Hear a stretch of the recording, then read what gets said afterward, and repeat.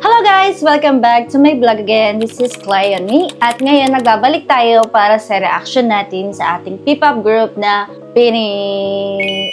Okay, as a baby bloom, ang arte. As a baby bloom, super excited ako na mapanood yung mga most recommended sa akin na video na kung gusto ko daw mas makilala yung Bini, ito yung dapat kong panoorin. So, ang pinaka na-recommend sa akin na guide to know Bini more ay yung kanilang interview with Karen Davila.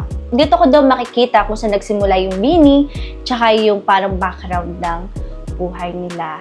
Thank you so much dun sa mga nag-comment before about sa Bini. Halimbawa, kung sino yung pinakamatanda, tsaka kung ano yung position nila sa group. Super thankful ako sa pagtulong ninyo. At yun nga, bigyan ako ng spoiler before na kung gusto ko daw panoodin tong interview na to, kailangan kong maghanda ng tissue. Kasi emotional daw yung interview na to. At ako, isa akong emotional na tao. At mabilis lungha. So, I need to prepare this. Meron siyang ilang sheets to. Pag ko naman sanang maubos kasi mahuhulas na yung makeup ko. Anyway, before we start, don't forget to subscribe to my channel and hit the bell button so you always get updated if I have a new vlog or new reaction. Kaya simulan na natin ang ating reaction for interview with Karen Davila with our P-pop group, Bini. Sofitel.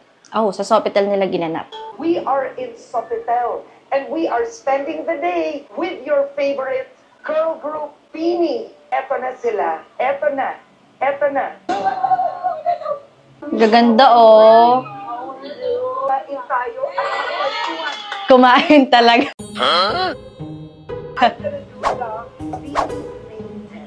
May langaw.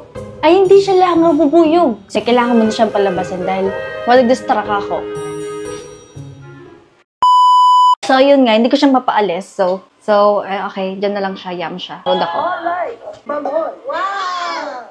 Mika. Wow! In fairness. Gwen. Oh. Sheena. Stacy. Yes. Aya. Joanna. Colette. Kabisado ko rin yan. Here, free tickets na daw ako. Gaganda nila, no?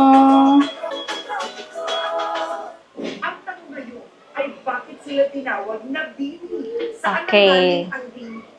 Ang Bini po, galing po siya sa word na Bini-Bini. So, in English, young lady. Ah. Ang pinaka-goal namin is to inspire yung kabataan. Lalo na, nagsimula po kami at an early age, 15, 16. So, parang gusto namin iparating sa kanila na walang age yung pag-abot sa pangarap. Hindi ko inasahan na 15 pala sila nag-start. Like 15, 16 years old. So, way back before pa. Ang cute nila, oh, nung bata pa sila. Oo nga pala, meron kayong maririnig na onting sounds. Like some noise. So, I hope you can bear with me. Sorry. Sorry. Pero lahat ba kayo noon magkakaibigan na? Hindi ko! Ang lakas ng line na doon. Bakit nagkaasaran ba kayo noon? Opo, may times na talaga nagrupo-grupo po kami. Kasi, syempre, iba't ibang lugar po kami nanggaling, iba't ibang beliefs, culture. Yung time lang po na nagkaroon kami ng bond talaga is nung tumagal po yung training. So, sobrang helpful po na tumira po kami sa isang bahay. So, yung bond po namin is naging stronger and now, we're like family. Paano kayo pinili na kayo ang magkakasama? Last 2018 po, nagkaroon po ng Kapamilya Grand Audition po sa Star Hunt. And ayun po, halos po lahat po sa amin nag-audition po talaga for Pinoy Big Brother. Pero si Sheena and Gwen po yung pinalad po na makapasok sa PBB. Tapos yung the rest ng girls po, parang nakitaan po ni Direk Laura ng potential po sa singing and dancing. No idea po kami talaga na may project po for P-pop hanggang sa pinagsama po kami sa bootcamp, tapos may elimination round, tapos pinagsama na po kami sa training po hanggang sa may elimination din po ulit hanggang sa naging final 8 na. Ah. Wow! Ngayon, ang dami nyo ng mga fans at mga views. Pero nung una, nung nagsisimula kayo, hindi ganon. We are pandemic babies po. Nung time na nakakalabas na po kami, we really started from scratch po. Like even yung pag-promote po na we had to give out flyers, everybody walk around Binondo, giving all that po. May clip po si Ate Maloy na kumakalap yun sa TikTok na, Kuya, this is your lucky day dahil makikilala mo na ang Bini! I-edit kaya natin sa mga motor. Pwede ba yun? Kuya, it's your lucky day dahil makikilala mo kami. Kasi iba din. Oo, tsaka may iba tinatapon. May iba tinatapon lang. Aww. Gaano pa sakit yung kulit mo? Ay, sad lang kasi pinaghirapan mo namin flyers. Oo. Kasi minsan nakikita namin sa basura, sinisura ka na po. Pero did you ever think of giving up, Sheena? Of giving flyers? Maraming beses po umabot po sa time na yun. Kasi siguro nung umabot na sa 1 year na kami, tapos 2 years, kahit nag-baby na kami, feeling ko walang nangyayari. Uy, parang stagnant lang. Oo, naiyak ka. Uy, ano ba yun? Hindi, kasi po syempre ang daming times na, example sa mga events yung if ever may meeting date, yung nadadaanan lang. Tapos kapag nagpo-perform, yung mga tao, dinadaanan lang. Kasi grabe ito ininang para daanan nila. Kasi, nung napakinggan ko yung pagkanta nila at yung nakita ko yung sayaw nila, nakita ko kung gaano, naisip ko kung gaano katagal at kahirap yung training nila. Pero, ayun, ramdam nga nila, 2 years na lumipas, pero nakita nila na parang wala pa ring bunga yung ginagawa nila, kaya naano ko emotion nila. Grabe talaga po yung kinayod namin. As in, kinayod po talaga namin to lahat. Sinacrifice namin yung time namin for our families, for ourselves, na talaga nag-focus kami sa Bini kasi ang dami na po namin na-sacrifice eh. So, nasa isip ko talaga noon, shocks. Anong mangyayari sa atin? Nag-give up na ba tayo? Salamat po namin sa management, especially sa tatay namin na si Derek Lore, na inilaban po talaga kami na kahit wala pa kaming pinapatunayan, pero inilaban niya kami. Kaya ngayon nag-give back kami, ginagawa namin yung best namin, and sobra kaming thankful sa blooms namin, sa mga tao na talagang grabe yung pag-support at pagmamahal sa amin. So, ngayon nakaka-overwhelm po, pero ini-enjoy lang namin. Sobrang sarap po talaga. Sanay lang po kami ng camera lang po talaga yun, tsaka yung coaches namin. As in, yung gamit po namin, 1 camera, so 10 takes siguro po ng sayaw para makuha ng close-ups, wide shots, playful shots. As in, kami-kami lang po talaga noon. Oo, sariling kayo. Parang yung, kunyari, dance coach po namin, naging cameraman na. Hindi ba sinabi ng mga magulang nyo noon?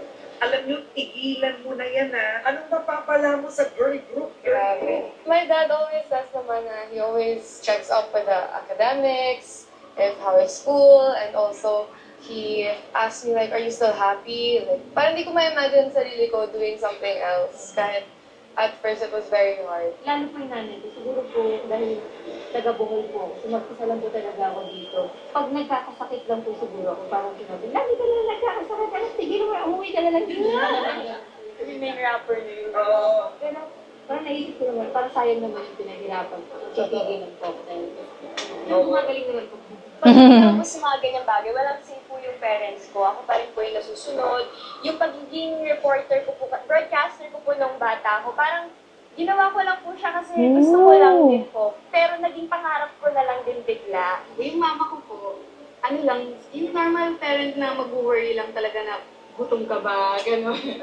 Or masyado ka na bang pagod, ganyan. Kasi kapag hindi mo na kaya, okay lang naman, like back to school na lang. Yun lang po yung lagi na sinasabi, na susuportan niya kahit ano man yung decision ko. Palagay nyo ang hirap. Yun yung pinaka best trait ng mga Pinoy parents. Like, hindi nila ikaw pipush na kailangan maging pinakamagaling ka, kailangan makakuha ka ng maging professional ka, kailangan ikaw yung pinakaangat. Yun yung pinakagusto ko sa Philippine culture ng mga magulang na fortunately naramdaman ng ating mga members na just enjoy what you are doing. Kung saan ka masaya, yun yung sundin mo, hindi kita pipilitin, hindi kita papahintuin. Yun. Hindi na ilakas sa inyo to succeed. Siguro po yung pinaka nag-push sa akin dito. Actually, 50-50 po siya nung nawala po si mami. Kalahati nun parang. Namatay ang mami mo. Kaya na. Malagitnaan ko na. Sheena, I don't know how to, but ano ba to? Just want to, to tell you that, we're very sorry, but, your mom just passed away this morning. Kaya po ako pumasok kasi supportado po ako ng nanay ko. Siya po nag-push sa akin na ito yung auditions, kahit ayoko lang mag-audition. Grabe yung support sa akin ng mami niya. Yung nawala siya, parang ano pag-sense na nandito ako. Basta nung sa club, bago kasi mawala si mami. Matagal po siyang nakakoma. Mga ilang buwan po na ako, mga mag-1 year na din, mga 10 months. Hanggang sa nag-isip na lang ko yung lola ko na wala na sa mami. Sabi ko na, ang mahirap pa po kasi nag-pandemic, tapos minor pa po ako. Tapos hindi ako maka-playing live lang. Ang daming requirements. Hindi ko na naabutan yung buro niya, wala na akong naabutan sa bahay. Umuwi na lang ako. Wala na si mami sa bahay, wala na yung mga kagamitan niya na sa kwarto kasi nga na ako sa bahay. Wala kang closure. You never got to say goodbye.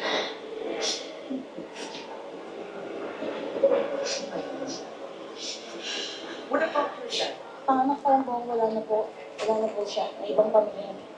Ang meron lang po sa akin actually grandparents po, pero recently, namatay din po yung lola ko. I have my lola and my brother.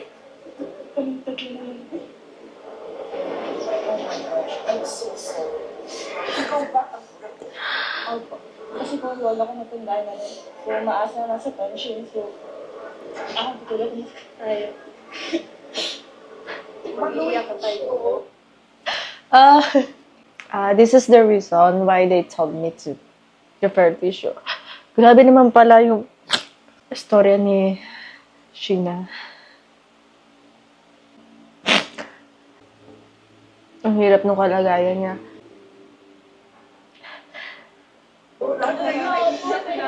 Kulang sila na iiyak. Alam ko na may iyak ako. Alam mo, ang bini ko kasi, all for one, one for all. Pati po sa luha.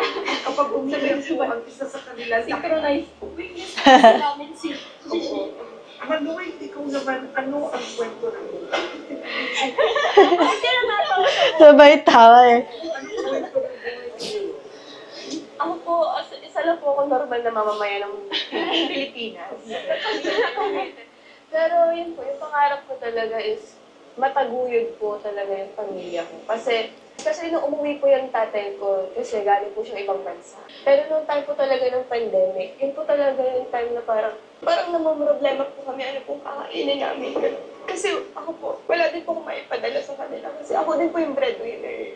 Naawa po sa pamilya ko. Hindi ko po in-expect na dadating kami sa point na ganun. So, wala po talaga kaming source of income talaga. Ako lang po talaga yung naasahan. Mga kapatid ko po nag-aaral. Ngayon po, pangarap ko talaga na hindi na namin ulit problemahin ito.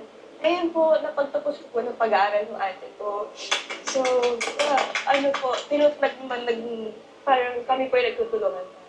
Ikaw naman, Stacy, ikwento mo ang buhay mo. taga Nueva Vizcaya po ako. Kami, dalawa lang po talaga ng mami ko po. Yung mami ko po, single mom po siya. So, siya po talaga nagpalaki po sa akin. Since birth, kasi syempre pinanganak siya ako.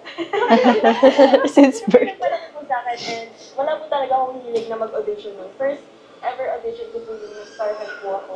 Po, lagi pong nag-thank you sa akin si mami kasi, yes, I'm a good daughter! And mabuti akong anak kasi hindi naman po ako pasawa, hindi po ako palalabas noon. And kaming dalawa ni mami super close sa relationship namin. Best friends ko. Mag-aral po sa isang culinary school. And Oh, nag-aral yung mami niya! pinatapos ko rin po siya sa... Oh my God! So, Parang ang sweet nung story ni Stacy. Pinag-aral siya tapos in return, pinag-aral niya yung nanay niya. Ang sweet ng story. oh my God, ang babait pala ng mga batang ito. Napakababa. Okay, Colette. Yung tatay ko ni Christian man po. Ano daw? Pagbabanda, hindi naman po para musician na. Musician. Pagbabanda, hindi naman po para lagi merong Yes. 4 gig lang. Ang housewife lang. Umabot po kami sa point na parang hindi makakapag-exam yung mga ate ko kasi nga walang pambayad. Natubig po kami sa utang. Dating nanay ko talagang nagtatago na pag may alam niyo po yung mga nakamotor na may tindahan po kami. So, pag nakamotor na, parang magtatago na lang yung nanay ko. Tapos, ibibili niya sa bunso namin kapatid na sabihin mo wala ako dito. Parang may joke pa nga yung nanay ko na parang nakita kasi yung half ng ganito niya na nagtatago siya. Tapos sabi daw nung nagsisingin sabihin mo sa nanay mo ha na isama yung yung buhok niya pag umalis siya. Parang ganun, parang joke kasi nga nahuli siya na nagtatago. Siguro mga grade 6 na po ako doon, pa high school na po. Minsan wala po talaga kami makain. Alam niyo po yung parang, yung ng coconut lang, tas yung ano pang tawag yung katas? Latek. Nilalagay namin ng rice lang na minsan inuutang pa namin sa kapitbahay namin para lang kumain kami. Ayoko lang na mangyari po ulit yun. Magkano ang una mong So, pinapakita ng buhay ng Bini yung natural na o normal na pangyayari ng mga Pinoy. Kasi we all know that Philippines is still a developing country. I love Philippines. I love Filipino. I'm proud to be. Pero isa nga sa mga this is a sensitive topic, pero isa sa mga pinaglalabanan ng lahat ng Pinoy is yung kahirapan. Kaya lahat dito is hard worker. Ginagawa nila yung buong makakaya nila para maiangat yung buhay nila. And I'm proud for the girls kasi pinapatunayan nila as anak, ginagawa nila responsibility nila para may ahon yung pamilya dun sa buhay nila before na hindi naging maganda. pinadala siya. sa probinsya? 200,000. 1,000, 10,000. Malaking bagay yun. Siguro po nasa mga 10 to 20. Siguro ako na po nagtutuloy na pinapaaral ko po yung dalawa ko pong kapatid kasi nagtatrabaho na po yung dalawa. Alam mo, naiiyak ako sa inyo kasi grabe ang responsibilidad ninyong mga babae, no? Okay, Aya. Taga Cebu po ako originally po. I was born and raised in Cebu. Tapos, Ganda! Cebu po ako. Parang teens din po ako that time na na-realize ko po. Parang mas gusto ko po na mag-earn for myself. Para po hindi na po financially support ako ng magulang po. Actually, nung nasa Cebu po ako, nakapag-enroll na ako for college po. Tapos, bigla po akong tinawag to be here. So, naging debate po siya kasi gusto ng parents ko makapagtapos po, tapos naka-enroll na. Pero, buti naman po ngayon, I'm both studying and working at the same time po. Parang blessing in disguise din po siya na nandito po ako. Kasi, nung pandemic po, yung family ko po kasi, all of them, 3 of them, my brother and my parents. Is it only me, pero mas nagaganda ako kay Aya kapag wala siyang makeup? The hotel industry. Tapos nung pandemic po, they all lost their job. So, dami ding utang that time. Ngayon kaya, kahit minsan mahirap po siya na pagsabayin yung school and work. Pero kasi, I get to look back on those days na yung parang naghihirap po. And parang ito na lang din po yung reward ko. And especially na sobrang laking trust din po yung binigay nila sa akin dito po. Yun po, ang sarap sa feeling din na natitreat ko na po sila na pangarap ko lang po yung dati po. True! Wait lang, bago tayo dumako kay Gwen. True, ang sarap sa feeling nun. Alam mo yung... Ako kasi naramdaman ko din yun. Buhay ko naman. mamaya na ako. So, ang ibig ko lang sabihin, sumasarap sa feeling yun na kapag support ka sa family mo at natitreat mo sila na parang feeling mo dati, it's impossible, pero kaya mo pala. Ay, yung mga magulang mo na saan? I'm from Bicol po. Bicolano. Yung mom ko po, single mom na lang siya. Kasi nawala rin yung dad ko. 4 years old pa lang po ako. So, tas 5 po kami magkakapatid. Nawala? Namatay? Namatay po, opo. 5? Tapos 4 years old pa namatay lang po ako. siya. Tas 5 po kami magkakapatid. Siguro yung pinaka-struggle namin is, yun nga po, kasi single mom si mama. Tas hindi na siya po nakapagtrabaho. Kasi parang before, nung buhay pa si papa, hindi siya pinag-work. Pag ganun po pala, parang mahihirapan na siya mag-apply. Kasi sa work experience, nag-lack siya. So, hindi na po siya nakahanap talaga ng regular work ever since.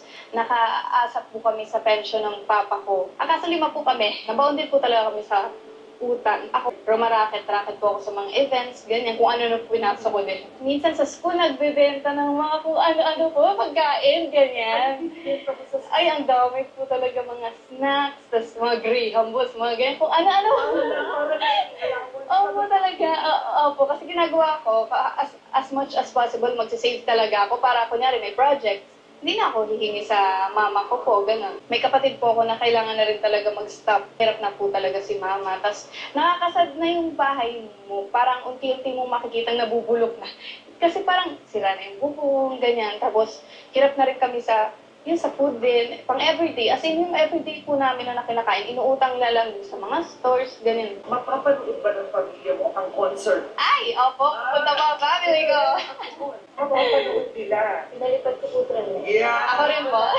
Lahat kayo. Opo. Sabi ni Maloy, Maloy. Uy! kay Nika naman, parang kang foreigner. Kasi po galing ako sa States, tapos First time ko pa lang sila napanood as in nagtotalk sila. Kasi lagi ko sila napapanood na sumasayaw at kumakanta. So, iba yung itsura ni Mika from kapag nag-perform sila dun kisa sa interview na ganito. Kasi iba yung dating niya dito. Ganda niya. Char. Social.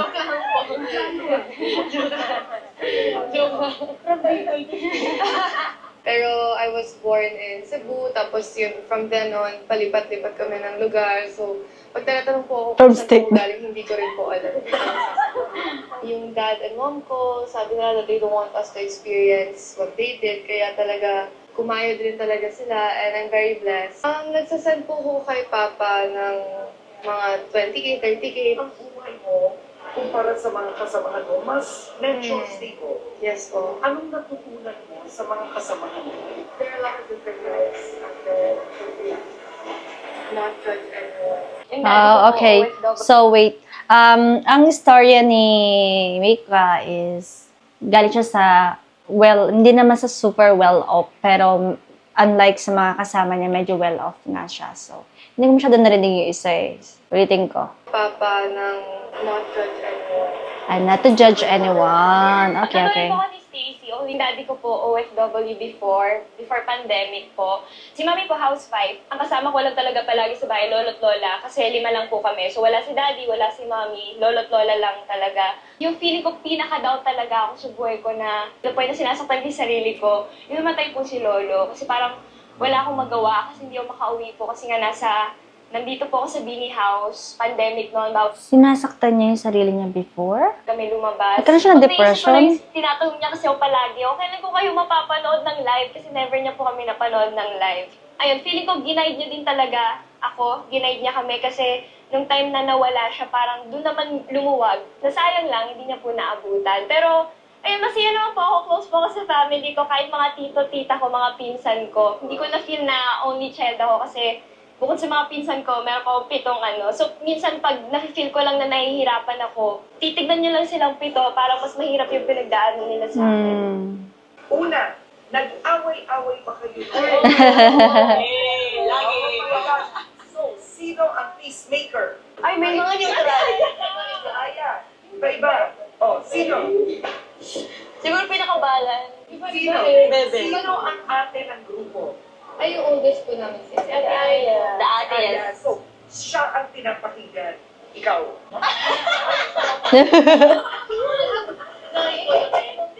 Sino ang pinakamakalat? O sino ang pinakamalinis? Stacy. Ako ba? Stacy. Okay. Hey! Sino ang pinaka-vain? Maloy. Sino ang pinaka-simple? Ikaw na, Aya. Aya. Ay, ate ko ulit. Ate ko, ate Gwen. Si Bebe. Bebe. Sino ang pinaka-maingay? Sista. Eh, Shayna. Pero yung pinaka, hindi ako sobrang ingay. Ito si ate, Jo. Si Joanna. Si Joanna. Ay, grabe po talaga. Kasi pilit po yung tenga nyo. Sino ang pinaka-moody? Yung totoo. Sino mainitin ang ulo? Ate ko ulit. Okay. Ito minsan po si Mika. Si Mika. Passive-aggressive lang. Sino ba?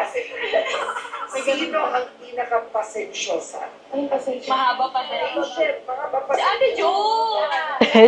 Self si Maloy eh. Maloy, wala siya. Wala ka Maloy. Ate Jo! Hindi ko may ugali rin yung minsan. Pero hindi sila pupuno. May ugali din. May ate-bite ka. May ate-bite.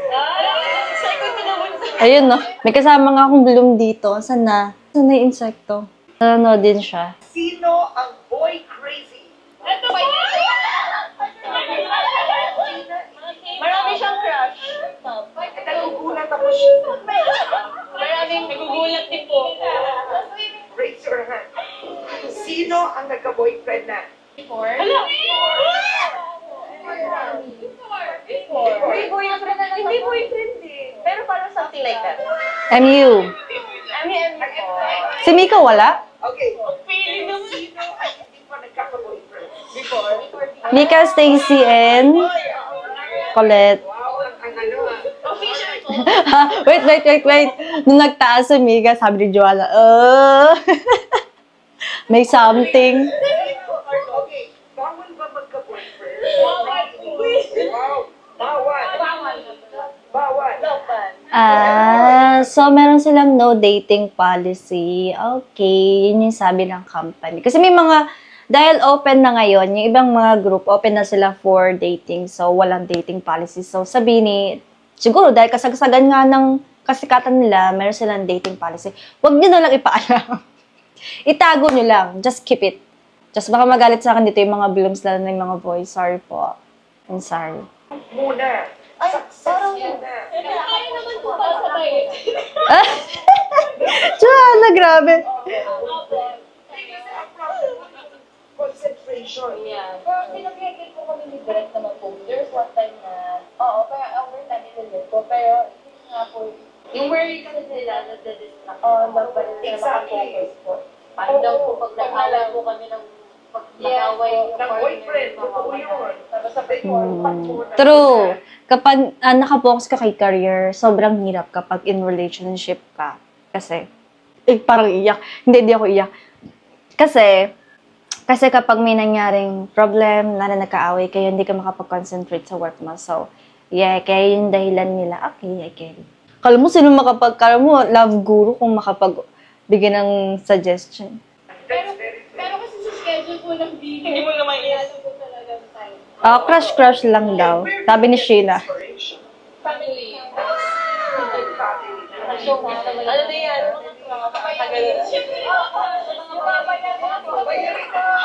Bills?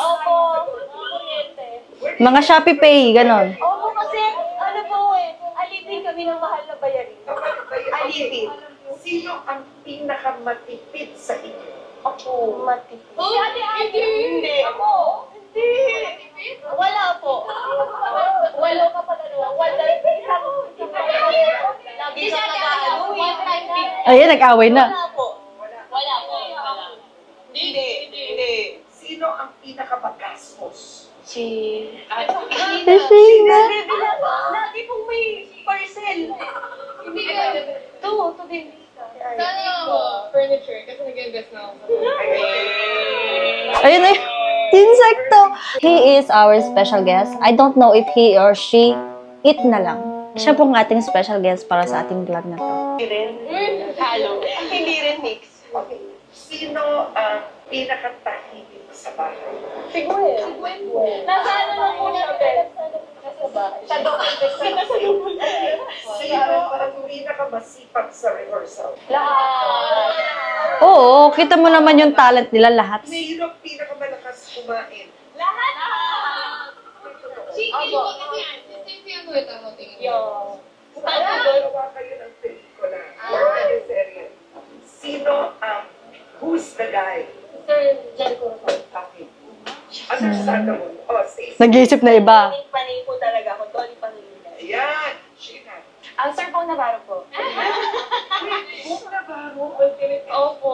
Okay, interesting to. Bong is charming, pero hindi mo iisipin ka agad Bong kasi comedian. Bakit si Bong? Ay, naisip ko po agad. What is it about? Parang mga movies years kasi na-movie po ako mula bata sa TV. Like, ang funny niya, tapos sumasayaw din siya. So, nasa kanya na lahat. Next, Mika. Kung girl po, Ako sa ulo niyo. Ano to? Local dapat ha. kung local, ina-base off ko to sa mga artists na nakita ko in person. So, si Mr. Piolo Pascal. Oh, so pogi talaga si Piolo Pascual sa personal. Dami may crush sa kanya eh. Okay, Gwen. Baka mabenta si Jericho. Ay, mabait yun. Have you ever experienced Fan si Ayan ng mga poging ajushi. Bakit hindi tinanong si Joanna tsaka si Maloy? Pero, yes. Ano? Hindi po. Hindi po nadulog ang puso. Hindi po, tinawanan ko lang.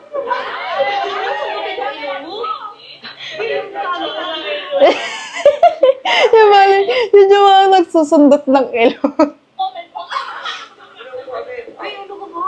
Okay. So, as we end our interview, siguro, no, you can give me a life verse, biblically, or a life lesson na hawak-hawak nyo, dala-dala nyo, panghabang buhay. Favorite verse ko po, the pain that you've been feeling right now cannot compare to the joy that is coming. Romans 8:18. Parang every time po na nalulungkot ako, parang pinangahawakan ko lang yung Bible verse na yun na, okay, sige, hayaan ko nang maranasan ko lahat ng lungkot. Kasi alam ko na mas grabe pa yung joy na ibibigay sa akin ng Lord God. And also, risking is better than regretting. So lahat ng tinake ko na risk, nasaktan man ako, ang importante natuto ako sa mga ganyan. Isip si Maloy naman. Hindi po yun talaga. Nasa puso ko po yun. Trust the process. Kasi duman po ako sa point ng nag-quit po ako before dito sa project na ito. Sabihin Opo, nag-quit ako before. Bumalik lang po. Opo, yun yung mga time na gulong-gulo yung isip ko. Talaga, as in, I feel so lost. Ganun. Dala-dala ko po ito since nung nag-audition pa. Always do your best and God will lead you. Siguro sa akin po, I've always said this since the start, na dreams will only stay dreams unless you act upon them. Ako po, always try your best to live in peace. If may option naman na pwede naman mapayapa na lang ako, then piliin ko na lang yun. Talagang tanggalin ko muna yung mga negative thoughts. Always look at the positive side. Ako po, sinando sa akin ni Ate Ike, visual director po namin. Malalaman mo na may paparating na blessing sa'yo kapag may tinatanggal na si Lord sa'yo kasi He's making space. Ganon. Oh. Ako po, everything happens for a reason po.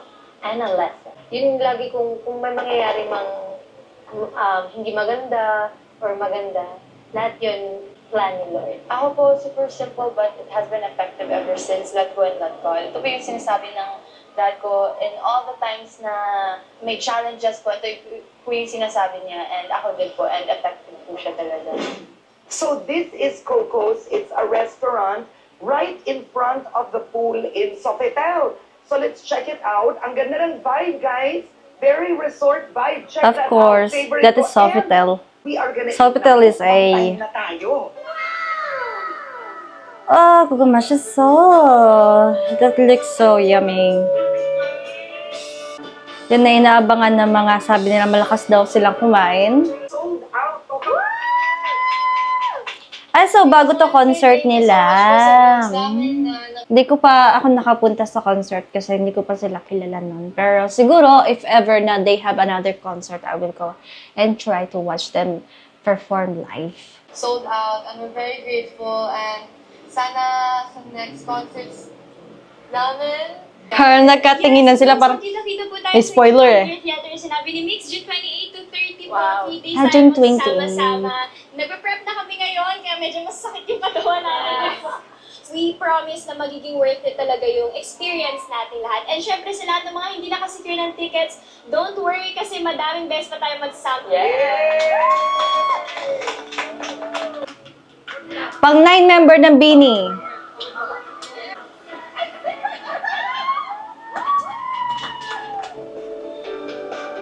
Tapos na! Super thankful ako na nirecommend nyo sa akin na panoodin ito. I learned a lot from Bini, from their character, just watching their Ito yung pinaka-first na interview na napanood ko. And this will be not the last kasi manonood pa ako ng iba. Pero ang laki nga nun na itulong sa akin nung video na to para mas makilala sila. Kung sino yung kikay, kung sino yung laging patawa, kung sino yung seryoso. Pero ayun, naiyak nga ako.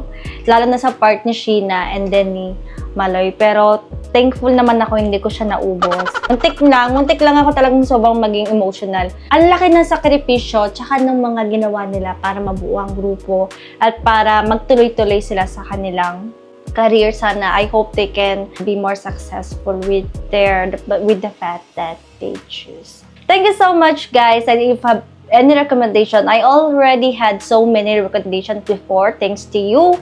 Marami akong natanggap na recommendation ng mga pwede ko pang panoodin, like sabi nila Binicor, and ano pa, Billy Solo performance sa Biniverse, yun ata yun. Yung Biniverse yun pala yung concert. Tapos meron pa akong nakalimutan ko na. Pero yun nga, sa sobrang dami, mamimili pa ako. Pero kung meron pa rin kayong gustong i-recommend, don't forget to also comment down. Nag-loading. Thank you so much, guys, and don't forget to subscribe to my channel and hit the bell button para lagi kayong updated if I have a new vlog or new reaction. This is Chloe Yoni, and see you again next time. Pero bago tayo magtapos, muna. Bye-bye! Bye!